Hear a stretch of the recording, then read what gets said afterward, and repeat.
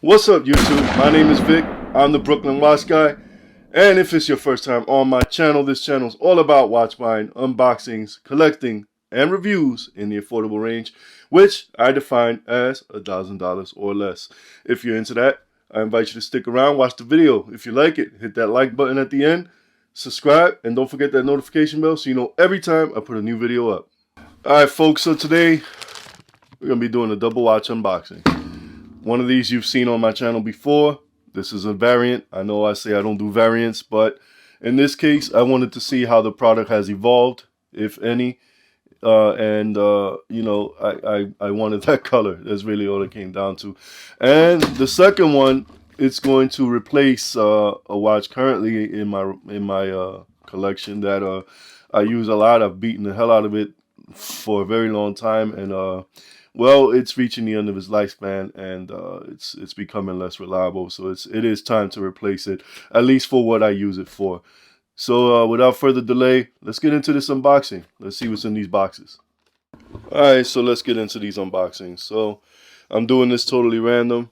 Got my blade. Let's see what's in here. I have a good idea which one this is.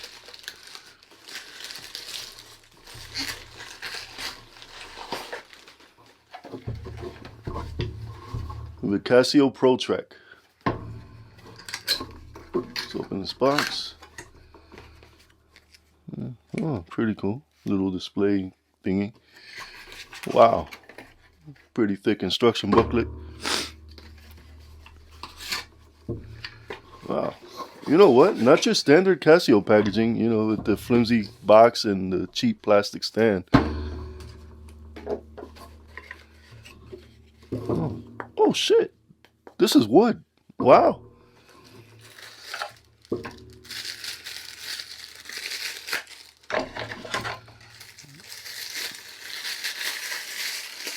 And here it is in its glory. Casio Pro Trek. It has a charge. If you didn't know, this watch is solar powered.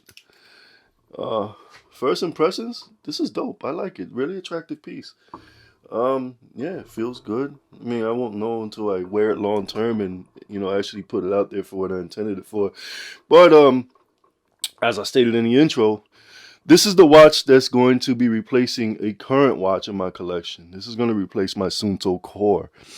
I like to do a lot of outdoor stuff. I like to go hiking, camping, things like that, of that nature. And my Suunto Core was the watch that I used to do all that stuff. That watch has lasted me, wow, shit, at least 10 years. But it is starting to reach the end of its life cycle. You know, when it was brand new, I would get maybe 3 years out of the battery. And now I'm having to change the battery at least twice a year, which tells me that module is just reaching the end of its lifespan. It's not as reliable as it used to be. That watch packs a lot of features. Pretty much all the same features that this Pro Trek has.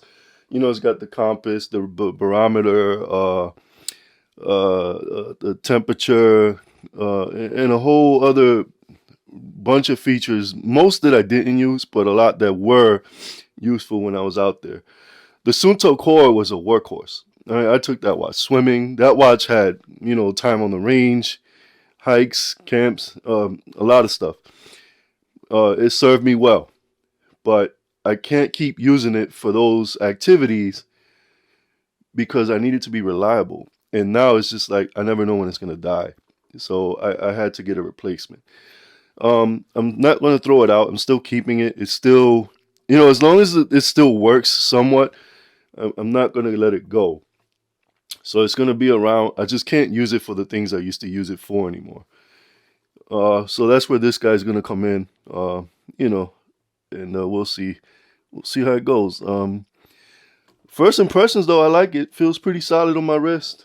Came with a charge. The reason I went with this and not another Suunto is because this is solar. And, you know, I don't have to worry about the battery dying on me. If they made the Suunto Core as a solar powered watch, I would have just bought another one. Unfortunately, they don't. So, you know, I guess Sunto's lost. Maybe someday they'll upgrade the design and they'll make those solar.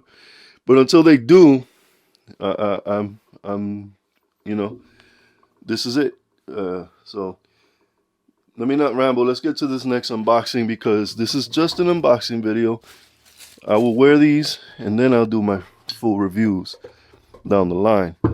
Now this next watch, you guys have seen it on my channel. This is one of my earlier videos when I had my videos on my other channel, the NYC82 channel, before I just created a dedicated watch channel.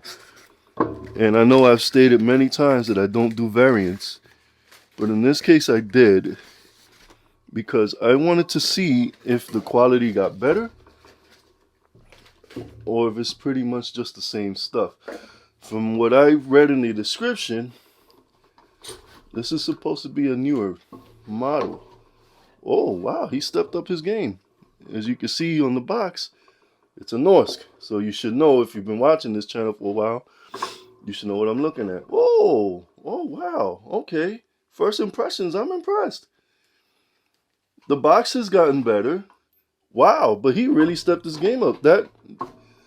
So it doesn't, right off the back, this does not have that same, that was supposed to be rubber strap that I could have used as a weapon. This is a silicone. It's a very soft silicone.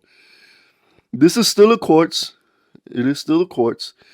He does have an automatic version of this now.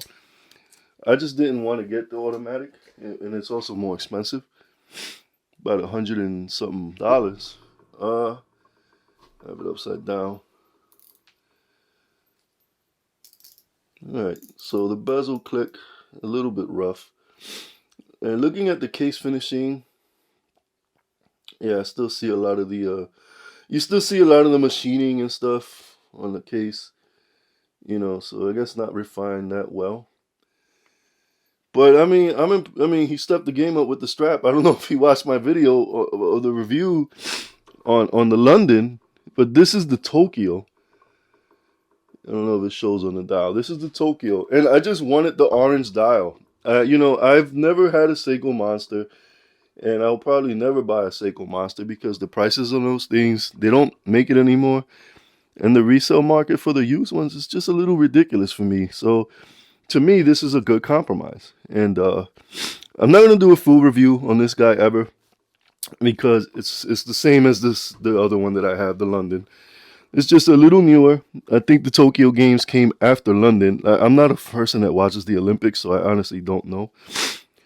But first impressions on this guy, I like it. I mean, it shouldn't be a surprise, right? Because I still own the other Seamonster. It's in my collection. It gets regular use. But you know what? I'm glad he did something about those straps, because that strap was something that really held back the other watch. So yeah. Yeah, I'm happy with this. Very happy with this. So anyway, that's going to conclude this. This was just an unboxing video, ladies and gents. I will see you on my next watch video. Until then, peace and be well. What's up, YouTube? It's your boy Vic, the Brooklyn Watch Guy. If you like my videos, hit that like button, subscribe, and don't forget to hit that notification bell so you know every time I put new content up. Peace.